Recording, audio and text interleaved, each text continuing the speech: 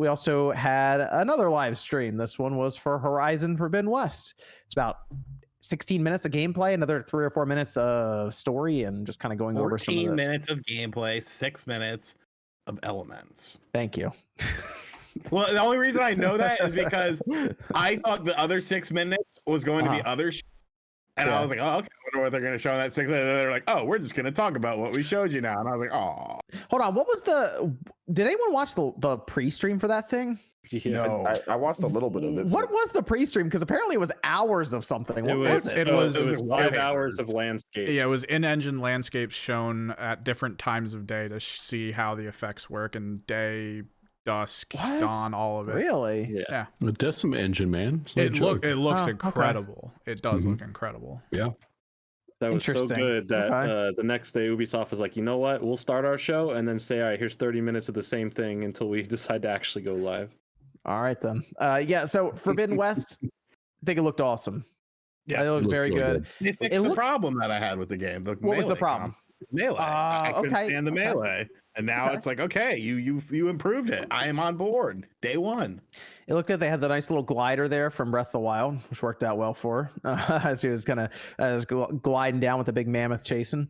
But they showed off the underwater stuff, which I feel like a lot of people were really impressed by that. That was, it looked probably the best of the whole thing was when Aloy kind of dove underwater and showed those effects. But I mean, they show off like the zip line grappling hook thing. It's just, to me, it looks like a more improved Horizon Zero Dawn. Like, it looks like they took what they had and they built on top of it. And they're like, all right, here we looked at the feedback, went through everything.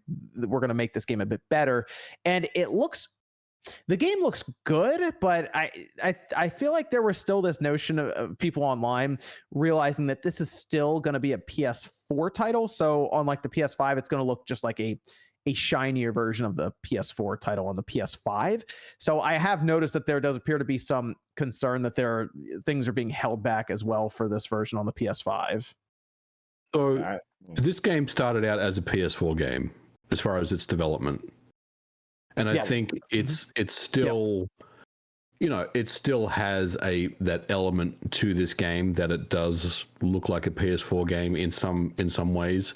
But I think as time progresses, it will start to become a true next gen game. But it is going to run on both, so they have to, keep that in mind that it's going to be a cross-gen game.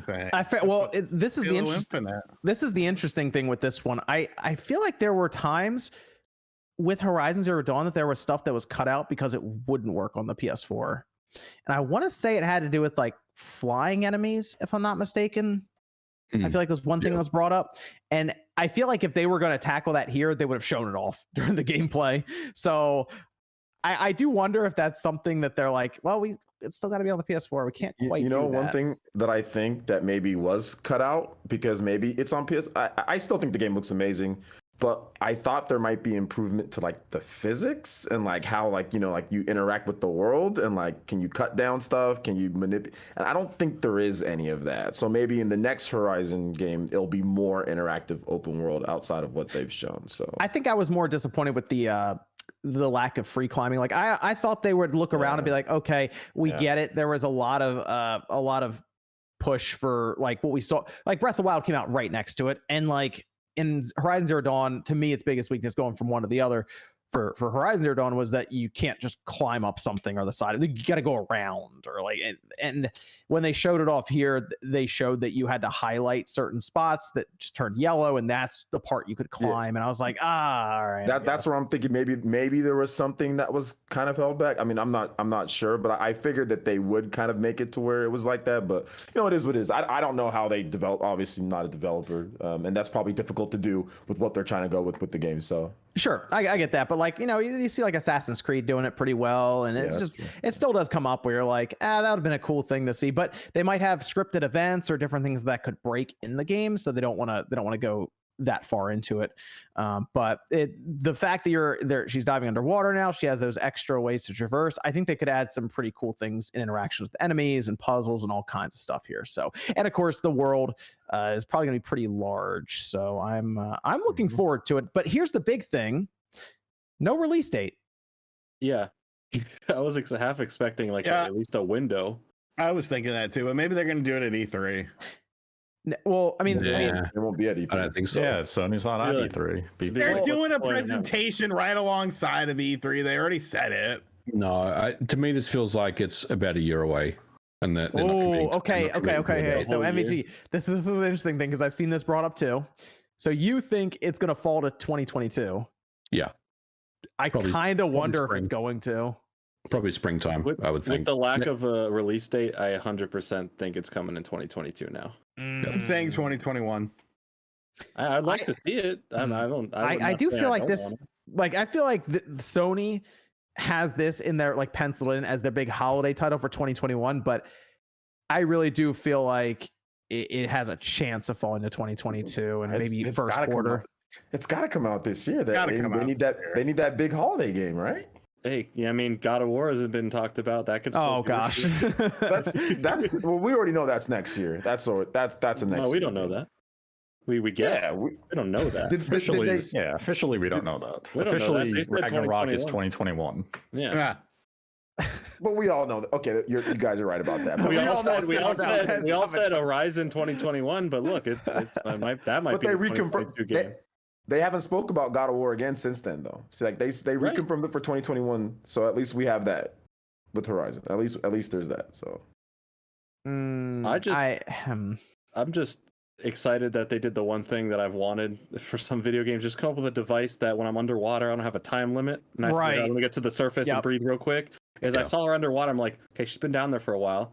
Okay, she's still down there. There's no time limits, and they're like, I thought I was thinking that too. And I was like, oh, thank you. I hate games like obviously there's a reason for it, sure, but like I don't know, I like having that freedom of just like, okay, I don't have every 5 seconds have to rush to the surface, but yeah, especially with how interesting it looked underwater. It almost like they're gonna have you do a lot of exploring down there too. I really hope that Guerrilla after this, their next game before a third Horizon, they have to make another Killzone now. Like with what they can do, like say what I would like about, to see that. Shadowfall, like whether it's a decent game or not, that game looked great for the start of the tour. Okay. Hold on 1 second. All right. So when I will say this about Killzone Shadowfall, when that was shown, I didn't really see anyone question if that was a next gen title when it was shown visually. Yeah. A lot of people were like, oh yeah, that looks next gen to me. Okay, cool. Like it looked really, really good. Now, how it played and all that, okay, I get that. Yeah. But when they had to show the visuals, it looked really good, right? Whereas people are looking at Horizon like, yeah, it looks bad. I just don't think it blew anyone away like people were expecting it to necessarily. But they're also at a very spoiled point in what gaming can look like. Yeah, I mean, to be fair, has anything we've seen so far from the Series X or the PlayStation 5 been like, okay, that's a next gen game? Ratchet and Clank. Do you think? Yes. Yeah, Ratchet and Clank. Yes. I think the tech within it, like the fact that you can just kind of like pull the worlds, like that to me was the most impressive. I was like, oh yeah, like with that and on top of it, the graphics, both of those connected. The gameplay looks very much like what we've played with Ratchet outside like pulling mechanic. Do you see the comparisons online of like them taking like Ratchet's model from the PS5 version, this newer one, and then like the PS4 version? Like it looks so much better on the PS5. It looks better than the 2016 movie. Like it's crazy that the video game looks better than what a movie quality could produce. Yeah, so I that's the one to me that's out there right now that I look at and say, yeah, it looks next gen. I mean, I guess we're gonna find out also in like a week and a half when it's actually in front of us on our TV. But also the thing though, Horizon's the worlds are going to be much bigger, like in terms of where you can go. So it's not going to be able to look as. I mean, if they closed it off, it doesn't look bad. The game looks incredible still. Yeah, knock that. The game looks gorgeous, But I'm just excited what Guerrilla can do going forward for a game that's specifically a PlayStation 5 game. Like if they make another Killzone or when they make Horizon 3 and it's only on the PlayStation 5 and there's no having to worry about a previous gen version. I think their limitations are gonna go sky high. Like it's gonna be even better than what we think it is, and we're already getting visuals from the end of the PS4 and that co-release that are already still kind of like very impressive. So to see what we actually get for true next gen visuals and effects, we still have a long time until we see that stuff. We're not getting any games this year and part of next year that are going to really show that. Aside but I mean, a couple. Think about what we just saw with Horizon Forbidden West, where it looks really, really good, but they're still accounting for the PS4 version. Now think of like, okay, God of War. Let's say that's a PS5 exclusive. I mean, that's going to look ridiculous. If it's exclusive. Is it? Well, I mean, Sony didn't include it in their investors for PS4 games that are coming up. Because they don't want investors to get mad at them for making it a PS4 game. Why would they be mad? They're like, wow, that's 120 million more people we can sell it to. Hey. I have a feeling investors are like, yeah, get that on the. Investors are telling them to get that on the phone. That's what they're I don't think telling them. investors really give a damn because the PS5 is selling out, so they're just like, sweet money. Question I have: how do I get a direct line of contact with these people? I'm an investor for Nintendo. Okay, I should be able to tell them what the fuck to do. I don't understand this. Why the whole thing? Oh well, investors say this, investors say that. Well, I'm an investor. What is there a club I need to join or something? Yeah, you have to own at least 1% of the company, not 1/1000th of a cent. I own 12 shares. Did you not get a prospectus? Wait, did they give you? Did they give you a name tag at your seat, like where they tape it to the chair? And oh man, I need all of free this. coffee in the break room. Nothing. Bunch of bullshit. What would the question be, Sean, that you would ask if you went there at the investors meeting for Nintendo? They're like, yeah, one question you can ask for a coward right here, right now. That's tough. See, you're not even ready. What if it happened right now? It's not gonna happen right now. I would have time to prepare. You got to go there or something. Unless they called me. You blew it, Sean. I do see you on like the plane, like writing on a piece of paper. Like, what do I ask? And I would be writing it. I wouldn't like jot it down on my phone because I'm wait, hold on. Would you get there and like take a crumbled piece of paper out of your pocket and like read it to him? It'd be the airplane napkin that he has a drink on, so there's a stain on it and everything. I did a video game convention and I did a panel there, and I had my thing that I was going to talk about written down on a piece of paper. 5 minutes before the panel, I went outside to smoke a cigarette, and I was hanging out with my buddy who came with me. And so I finished my cigarette, I went inside, and so my panel was starting. I'm reaching in my pockets. I'm like, where the fuck is my piece of paper? Lost the piece of paper. So I had to wing the whole panel, which luckily I learned that I could wing panels pretty easily. And then when I went back outside after my panel and I found it where it was laying on the ground where I was smoking a cigarette. It must have fell out of my pocket.